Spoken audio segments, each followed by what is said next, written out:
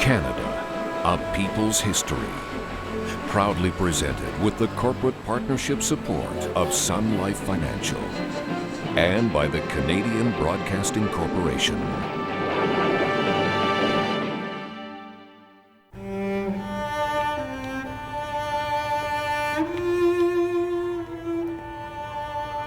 Grey Coat Charity School in the heart of London, England. David Thompson's widowed mother sent him here when he was just 7 years old.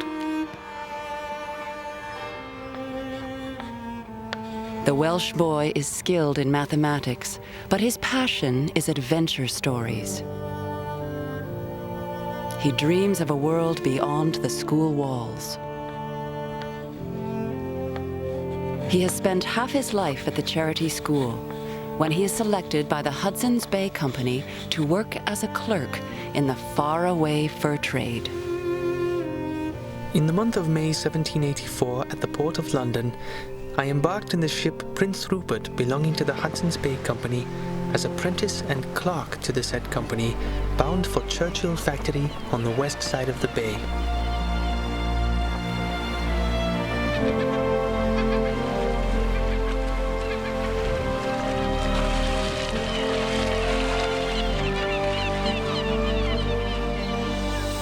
David Thompson is 14 years old when he arrives on the bleak shores of Hudson Bay. 2 weeks later, he watches the Prince Rupert leave without him. While the ship remained at anchor, from my parent and friends it appeared only a few weeks' distance. But when the ship sailed and from the top of the rocks I lost sight of her, the distance became immeasurable, and I bid a long and sad farewell to my noble, my sacred country, an exile forever. David Thompson will never return to England.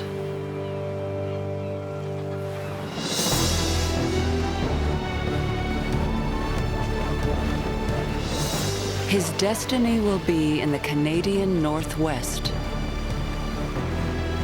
in the footsteps of coureurs de bois, whose grand schemes created competing fur trade empires, and trailblazers who trekked across the barrens and dreamed of reaching a great sea to the west.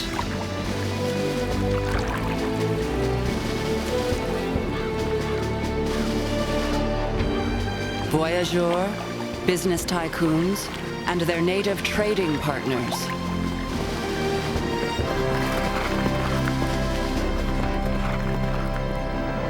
It was an age of adventure, of great daring and enterprise, of pioneers and pathfinders. The story of the fur trade and the opening of a continent.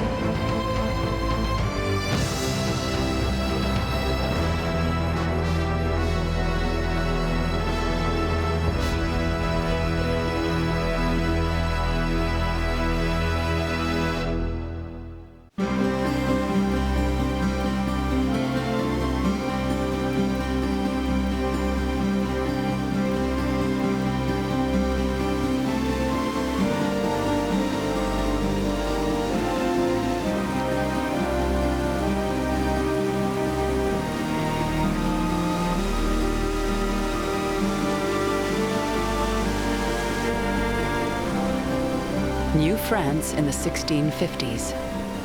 Great Britain's dominance of the Northwest fur trade begins with a most unlikely pair. Two coureurs de bois, or French fur traders, Médard Chouard de Groseilliers and his flamboyant brother-in-law, Pierre Esprit Radisson. It was my destiny to discover many wild nations. I would not strive against that destiny. For my own part, I will venture, choosing to die like a man than live like a beggar. Radisson is a free spirit. He was kidnapped by Mohawks as a teenager and adopted by one of their families. He went on hunts and war parties. He even survived torture.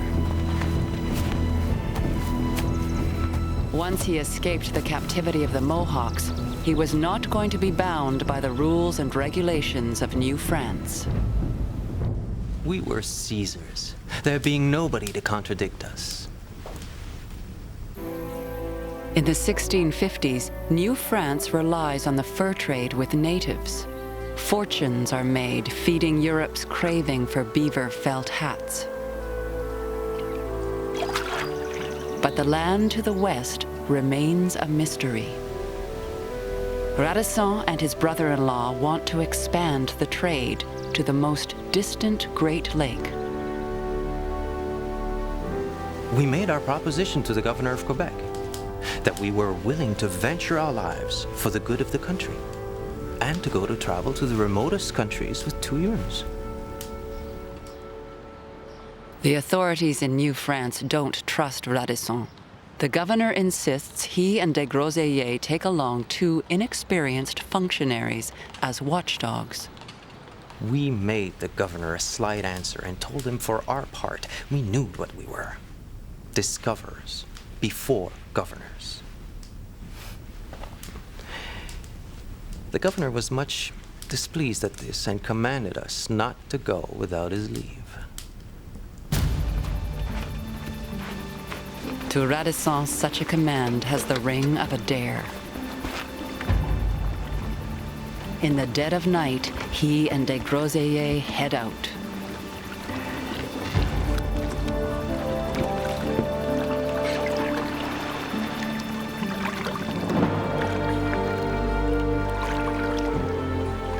They reach the shores of Lake Superior with winter approaching. Local natives tell them that if they wait until spring, they can join a great feast and trading ceremony. So they make camp for the winter. Food is so scarce, they eat bark, roots, even their own clothes. When spring finally arrives, so does the opportunity.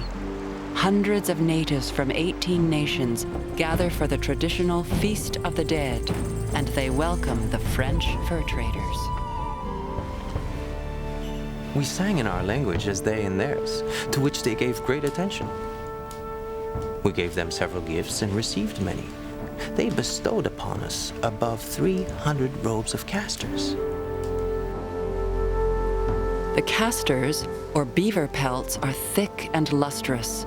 Radisson is told they come from northern rivers, and those rivers possibly lead to a great saltwater bay.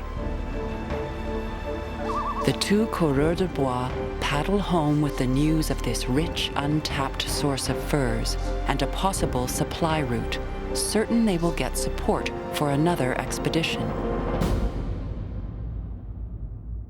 But the governor finds them both and throws de Groseilliers in jail.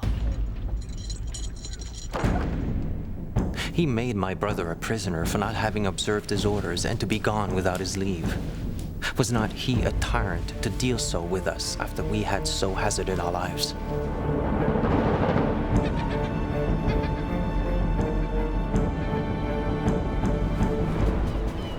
After repeated rejections in Quebec and in France, Radisson and de Groseilliers broach treason.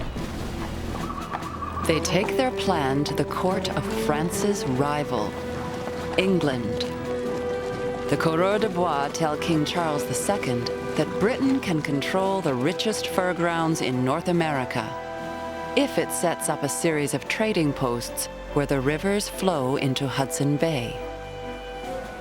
On May 2nd, 1670, with the stamp of the royal seal, King Charles II creates a monopoly over 3 million square miles of land. The Hudson's Bay Company, the Honorable Company of Adventurers is born. We have given, granted, and confirmed unto the said Governor and Company the sole trade and commerce of all those seas, straits, bays, rivers, lakes, creeks, and sounds. We do make, create, and constitute the said Governor and Company the true and absolute lords and proprietors of the same territory.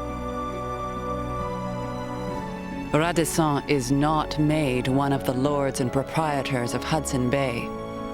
After switching allegiances several times between England and France, he will die in poverty. But his daring idea creates what will become the most profitable fur trading company in the world.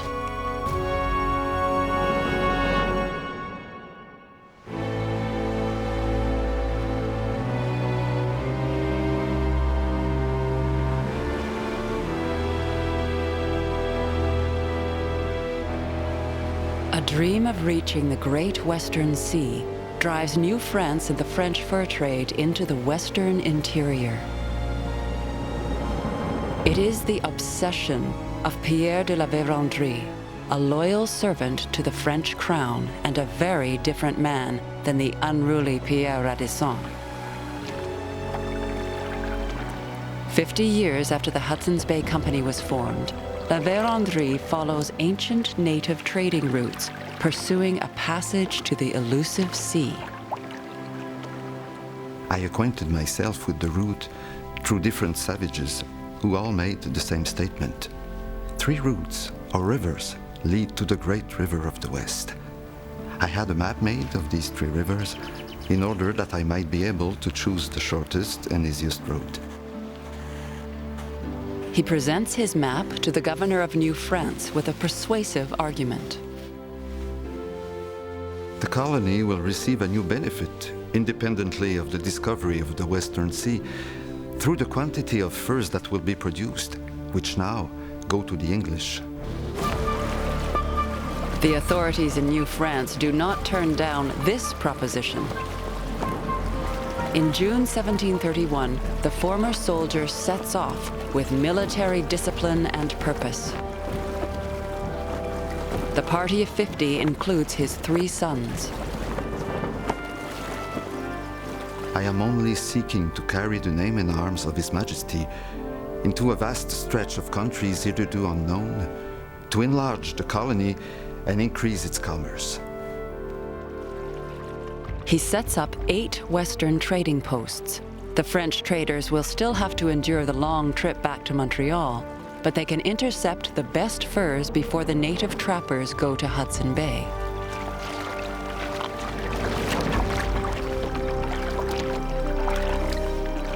It is an intrepid family. 2 of his sons actually reach the foothills of the Rockies, but not the Great Western Sea. That dream goes unfulfilled, and La Vérendrye's heroic life turns tragic. To forge alliances with Cree and Blackfoot along the trade routes, he allows his son, Jean-Baptiste, and some of his men to join a war party against the Sioux. I was agitated, I must confess, and cruelly tormented by conflicting thoughts, but put on a brave front. How was I to entrust my eldest son to barbarians whom I did not know, to go and fight against other barbarians of whose name and of whose strength I knew nothing? Who could tell whether my son would ever return?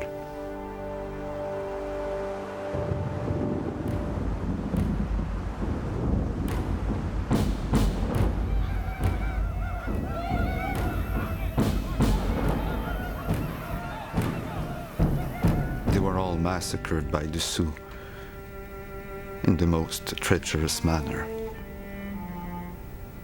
In that calamity, I lost my son and all my Frenchmen, to my lifelong regret.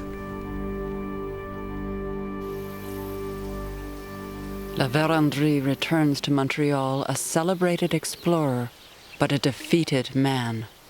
He faces creditors, lawsuits, and crushing sorrow over the death of his son. People do not know me. Money has never been my object. I have sacrificed myself and my sons for the service of His Majesty and the good of the colony. What advantages shall result from my toils, only the future may tell. The future did tell. La Vérendrye has found the Achilles heel of the Hudson's Bay Company, a backdoor route leading to the heart of fur country. And that launches a battle for mastery of the West that will last 100 years.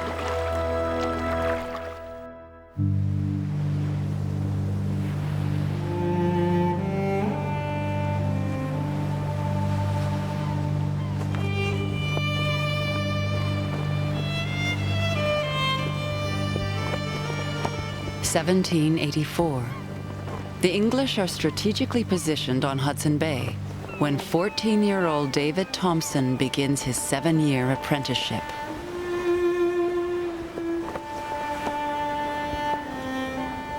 A small room was allotted to me without the least article of furniture but a hard bed for the night. My fellow clerks were in the same situation. They were not comfortable but resigned, and I had to become so.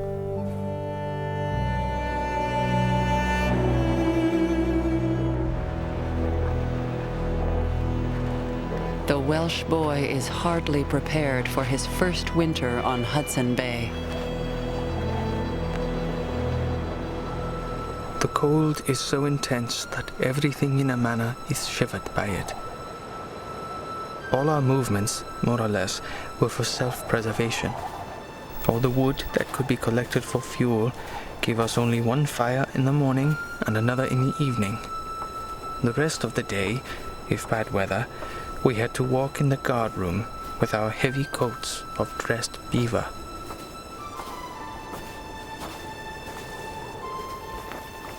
But with the arrival of spring, the trading posts come alive as flotillas of canoes arrive with the winter supplies of furs.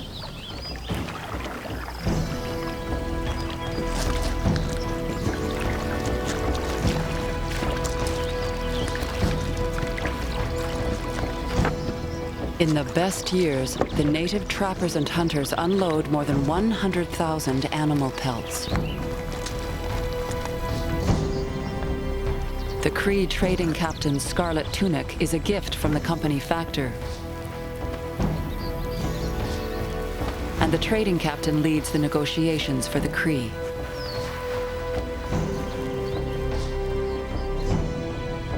Clerks like David Thompson keep meticulous accounts of the goods the company trades with the natives. No money changes hands. The beaver is the standard of currency. One blanket costs 7 pelts, and a gun, 14. The goods taken were of great utility to the Indians. Everything is carried on by barter, profitable to both parties, but more so to the Indians than to us. We took from them furs of no use to them. David Thompson becomes fascinated by the natives who come to trade. In his early years at Churchill, he travels along the coastline. He learns the Cree language and the natives' ways of survival. Every day we passed from 12 to 15 polar bears lying on the marsh a short distance from the shore. The Indian rule is to walk past them with a steady step without seeming to notice them.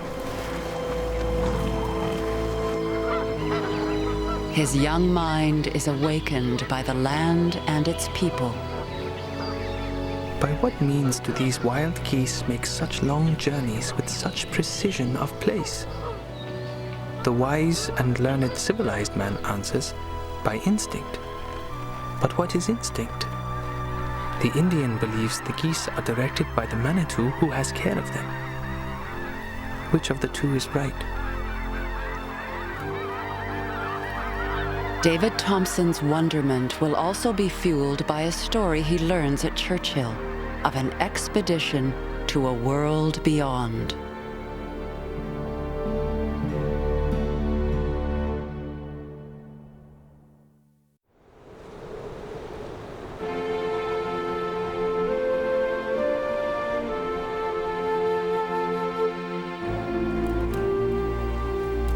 Samuel Hearne is an eccentric.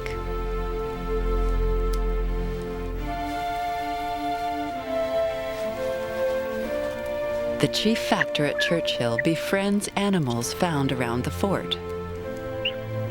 His favorite pets are beavers, the very animals they are supposed to be killing. They became so domesticated as to answer their name and follow, in the same manner as a dog would do. And they were as much pleased at being fondled as any animal I ever saw. During the winter, they lived on the same food as the women, and they were remarkably fond of rice and plum pudding. The company indulges Hearne's eccentricities, and David Thompson discovers why. In his first year at Churchill, Thompson is assigned to transcribe Hearne's travel journals, a story of an incredible trek across half a continent. 15 years earlier, Samuel Hearne left Churchill and headed northwest. He crossed the frozen tundra in search of a rumored copper mine. The expedition was led by the Dene leader Matonabbee, a man whose skill in northern travel impressed the much younger Samuel Hearne. I found my new acquaintance on all occasions the most sociable, kind, and sensible Indian I had ever met with. He was a man well known, and as an Indian, of universal knowledge and generally respected.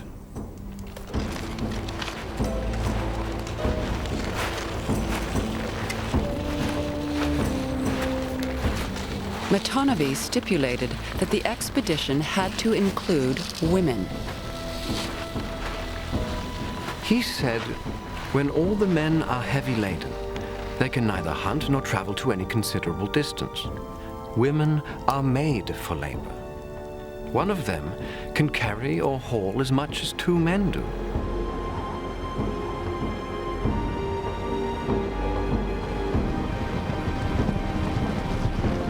Hearne lived off the land. They hunted caribou and muskox, often eating the animals raw.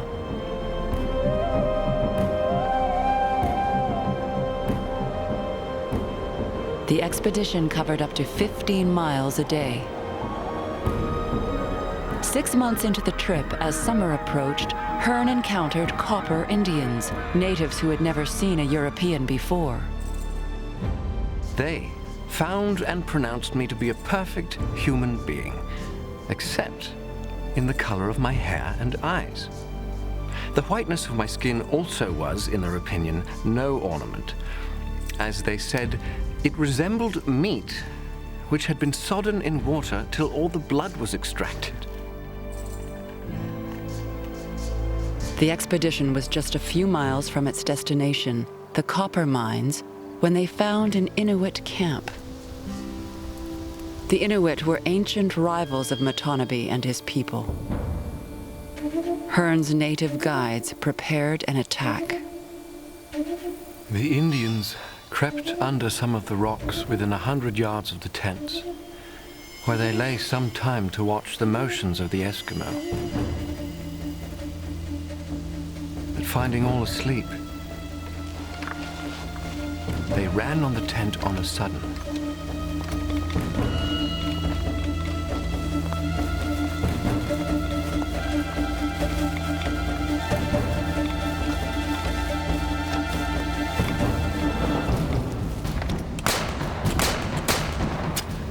Killed every soul before they had power to rise. In the whole, 21 persons.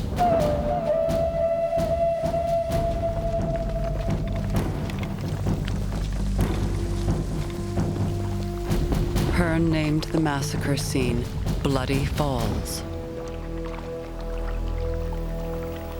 And the words in his journal turned from revulsion to deep disappointment and despair. 7 months after setting off from Churchill, Samuel Hearn reached the copper mines and learned a terrible truth. This mine, if it deserved that appellation, is no more than an entire jumble of rocks and gravel.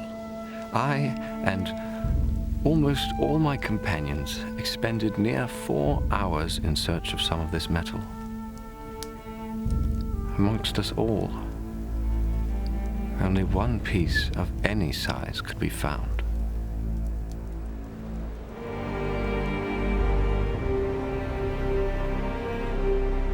But Samuel Hearn will still return a hero, and David Thompson will soon be living adventures of his own. The fur trade is set to enter its most turbulent era.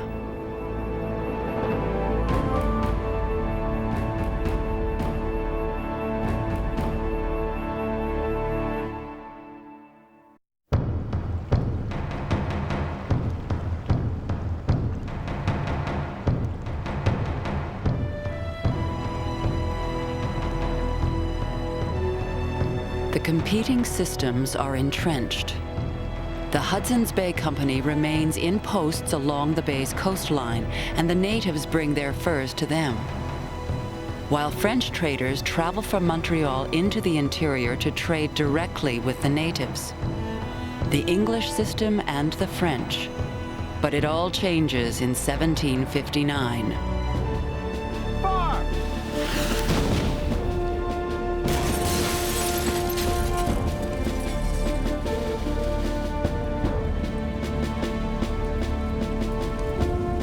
With the conquest of New France, a new group of Americans, English, and Highland Scots take over the French trade routes. At first, the Hudson's Bay Company dismisses them as mere peddlers, until a group of the Montreal merchants pool resources and form the Northwest Company.